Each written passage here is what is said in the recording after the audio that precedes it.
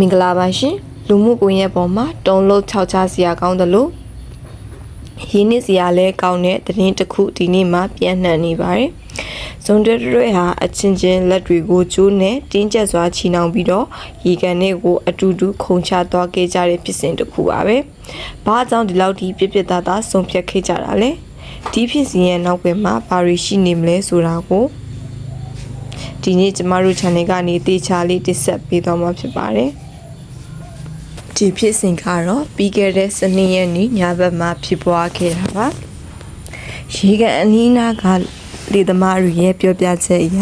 သူတို့နှစ်ယောက်ဟာရေကန်ထဲမခုန်ချခင်မှာပဲသူတို့ရဲ့အိမ်တွေကိုဖုံးဆက်သွားခဲ့ကြတယ်လို့သိရပါတယ်ပြန်လည်ဆယ်ယူတဲ့အခါမှာလည်းလက်ချင်းကိုကျိုးနဲ့တေချာချီနှောင်ထားလျက်သားနဲ့တွေ့ရှိခဲ့ရတာမို့ပရိသတ်တွေကြားမှာအတော်လေးစိတ်မကောင်းဖြစ်ခဲ့ရပါတယ်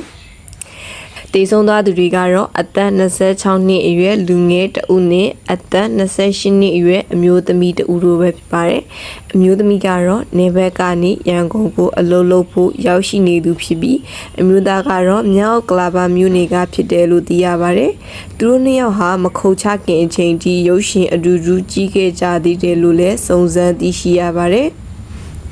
နောက်ပြီးတော့အမျိုးသမီးဘက်မှအိမ်တော်ရှိနေပြီးသူမရဲ့ခင်မွန်းဖြစ်သူဟာထိုင်းနိုင်ငံမှာအလုပ်လုပ်ကိုင်နေသူဖြစ်တယ်။လူမှုကွန်ရက်ပေါ်မှာပြောဆိုနေကြတာတွေကိုလည်းတွေ့ရပါတယ်။ဒီဖြစ်ရတဲ့ပတ်သက်ပြီးတော့တကယ့်ကိုရင်းနှီးစရာကောင်းလာပါတယ်။လူတစ်ယောက်ရဲ့ဘဝဆုံးဖြတ်ချက်ဆိုတာအလွန်ကိုအရေးကြီးလာပါတယ်။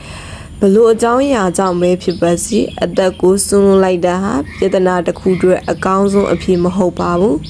လူမှုကွန်ရက်ပေါ်မှာလည်းဝေဖန်မှုတွေအများကြီးရှိနေပါတယ်တချို့ကတော့အိမ်တော်ကြီးကံမှာကြောင်းလို့ပြောကြသလိုတချို့ကလည်းစိတ်ပိုင်းဆိုင်ရာဖိအားတွေကြောင်းလို့သုံးသပ်နေကြပါတယ်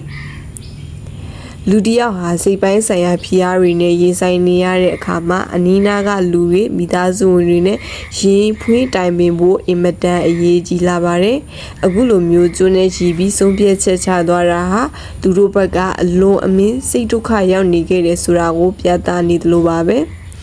ဒီလိုဖြစ်ရမျိုးနောက်ထပ်မဖြစ်ပေါ်လာစေဖို့အတွက်ကျမတို့လူအဖွဲ့အစည်းမှာစိတ်ချမ်းသာရေးဆိုင်ရာဂရုစိုက်မှုနဲ့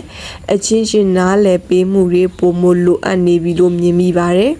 ။ကဲဒီ business ပတ်သက်ပြီးပြည်သူကြီးအနေနဲ့ကတော့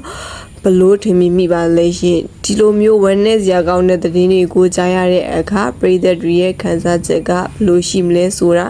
ခမမဝင်ရောက်ဆွေးနွေးပေးသွားခဲ့ပါအောင်ရှင်ဒီလိုမျိုးသတင်းအချက်အလက်တွေကိုအမြဲမပြတ်သိရှိနိုင်ဖို့အတွက်ကျမတို့ရဲ့ channel ကို subscribe လုပ်ပြီးဘေးနားကခေါင်းလောင်းကိုလည်းနှိပ်ထားပေးကြပါအောင်ရှင်